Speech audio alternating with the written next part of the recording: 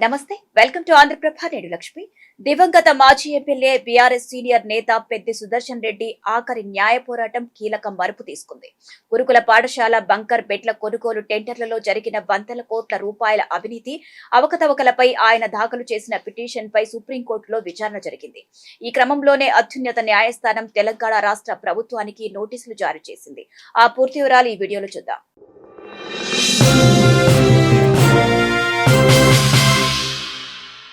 దివంగత మాజీ MLA BRS senior నేత పెద్ది సుదర్శన్ రెడ్డి చేపట్టిన ఆఖరి న్యాయ పోరాటం ఇప్పుడు రాజకీయ ప్రాధాన్యతను సంతరించుకుంది.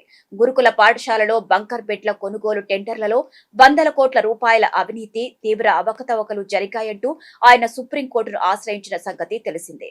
ఈ పిటిషన్ను విచారణకు స్వీకరించిన అత్యున్నత న్యాయస్థానం ఈ వ్యవహారంలో తెలంగాణ రాష్ట్ర ప్రభుత్వానికి నోటీసులు జారీ చేసింది.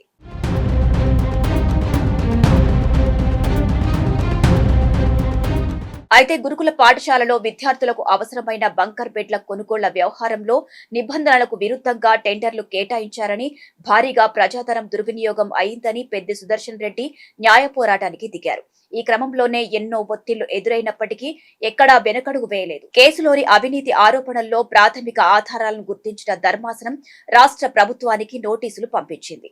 ఇదే ప్రస్తుతం రాజకీయ న్యాయ వర్గాల్లో సంచలనంగా మారింది. తెలంగాణ ఉద్యమ నేతగా, ప్రజా నాయకుడిగా జీవితాంతం పోరాడిన పెద్ది సుదర్శన్ రెడ్డి తన చివరి క్షణాల్లో కూడా రాష్ట్రంలో జరుగుతున్న అవినీతిపై రాజీలేని పోరాటాన్ని సాగించడం విశేషం.